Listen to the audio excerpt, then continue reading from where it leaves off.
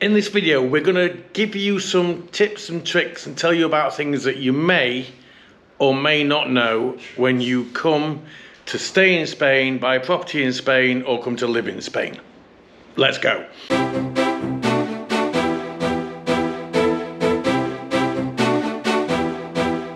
Hi Bob. Hi Bob. These aren't necessarily going to be valid for all areas of Spain. Check the description, we'll give you links where you can qualify whatever we're telling you, hopefully, particularly the driving stuff. And hopefully it'll become useful for some of you. We're going to film this over several instances. We're all going to think of things it's like, that we may take for granted, but you guys may not be aware of. And it's going to be random, they're not going to be in any particular order, and it's right at the time that we're filming this, which is basically summer 2024. Hope it helps. Leave us a comment. If you're coming to Spain with your dogs, for instance, as well as having a passport and things like that, before you even think about coming, check that your dog breed is not on the equivalent to the dangerous dogs list in Spain, which is going to be slightly different, I would think, to what it would be in your home country. Things that you may not think about, everybody knows about Staffies, pit bulls, that sort of thing, but then you've also got Dobermans and things like that just need to be aware of, because you might need to take into account any special requirements there are for where you are going. Other breeds include things like Rottweilers, Akitas, so it's worth checking. Check the description, we'll try and put the link in so you can check whether the breed of dog that you have is also on the list here.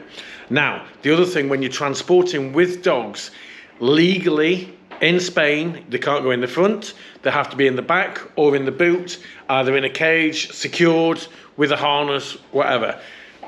Good website for you to look at, or a good Facebook page to look at, is N332, which is driving in Spain. Basically, it's done by Guardia Civil in the spare time in English. Facebook will translate anyway, but it will give you a lot of really good information, and it's going to be not hearsay. It's from the guys that's going to pull you up on the side of the road and say, excuse me, have a nice day, etc. I'm at my house, which you guys haven't seen much of. When you buy a place in Spain, things are different to what you may be used to in your own country and properties. What I'm going to show you is, and it varies by place, but typically in the bathroom, or the main bathroom for the place, there will be stop taps, and I'm going to show you these now. So what we have there are 2 taps high up on the wall, gives you an idea. Sometimes there are 3. If there are 3, the one on its own, or slightly separate, is the main incoming water stop tap, which is different to what's on the meter. Anything after the meter you are responsible for, so if the pipe breaks or bursts after the meter, any water loss you have to pay for. When you come to leave the property for extended periods of time, I suggest you turn the water off at the meter. But this is in the bathroom, so we have isolation taps for hot and cold there, and you will find behind the toilet, the sink and everything else, there will be isolation taps to turn those off there. Now, if there isn't a main stop tap in the bathroom, sometimes you will find it under the sink.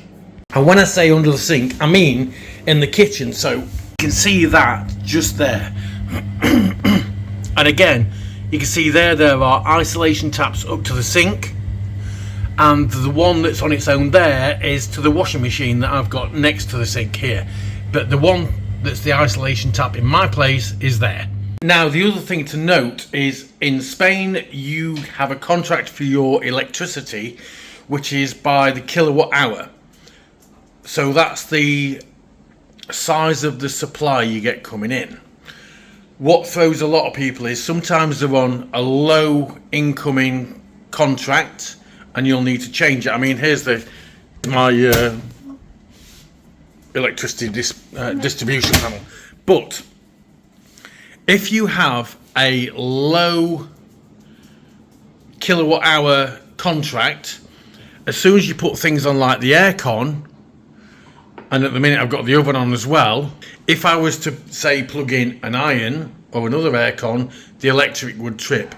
Not here, but out at the main incoming meter where they work out how much electric you've used and things like that. If it trips, usually within about 15 minutes it resets itself, or if you know where the meter is, you can usually go outside. There's usually a button that you can hold in for a few seconds that will reset the meter or reset the trip in the meter, and you can then carry on.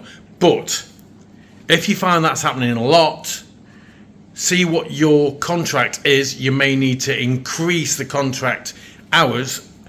Sometimes you need a bulletin by an electrician that's qualified in Spain to be able to do that, but usually it's not a big issue. Now I've got a villa, unfortunate. This is where the water meters are on my villa. There's my my wall. Here's the box.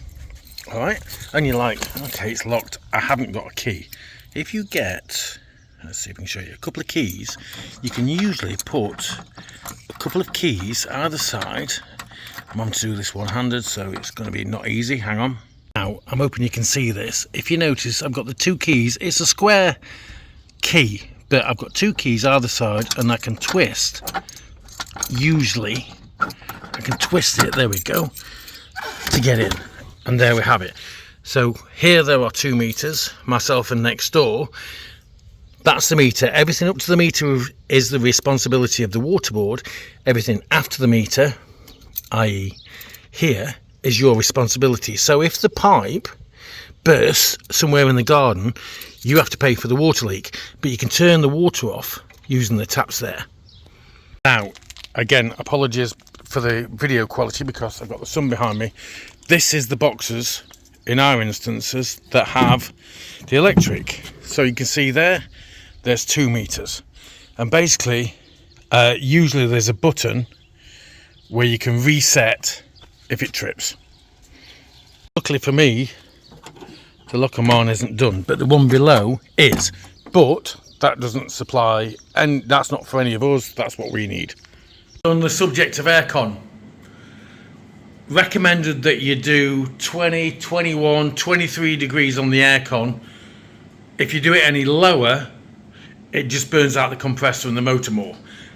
If you do it like that, it will still bring the temperature down and won't reduce the lifespan of the air conditioning. For aircon to be effective, your windows and your doors need to be closed. If they're open, you're flogging a dead horse. Bob's got one for you. You're not allowed to wash your car on the street. If you do, you get fined. Right, now I'm going to tell you again now. Also, stop pointing. Sorry. Also, you're not allowed to do a 3-point turn in the street. If they catch you doing that, you're fined. We've got more.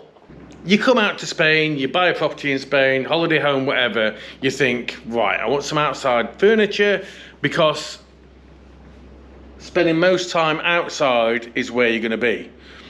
We're not outside right now because it's too flipping hot, we're inside with the aircon on.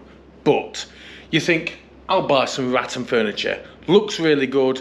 You've got the cheap stuff, you've got the expensive stuff.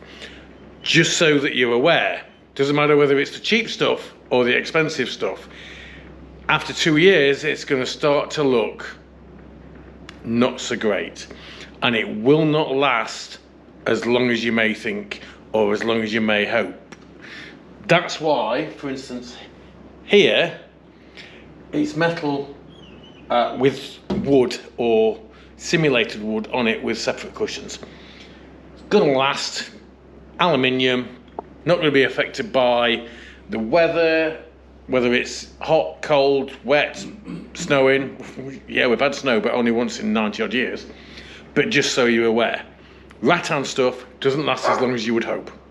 This is the easiest way of doing it. If you've got Google Maps enabled on your phone, click Google Maps, you scroll across here, let's have a look, and you'll see gas, press gas. and then I'm just going to drop that down, and here you can see all the prices per litre, which is for your typical standard unleaded. The most expensive we can see is 171, which is near the office, which is here.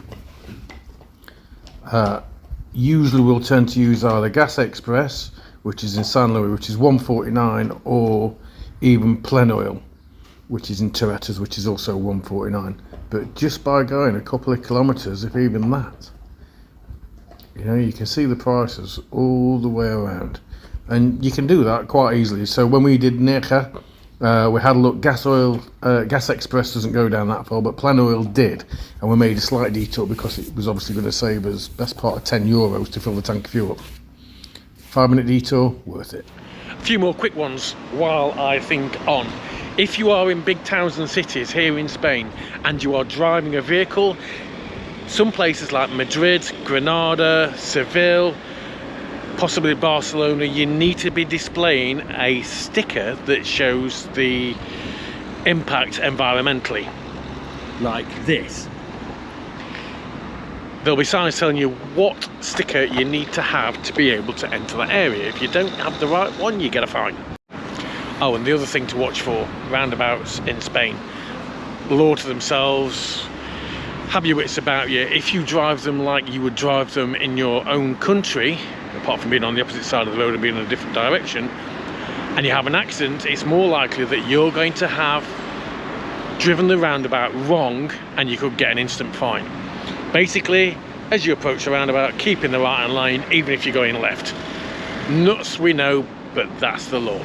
We will do another top tips video in the future when we can think of some more that may be beneficial for you guys that may not be aware of this. If you're watching this and you think, oh, I know this already, great, but there's a lot of people that don't.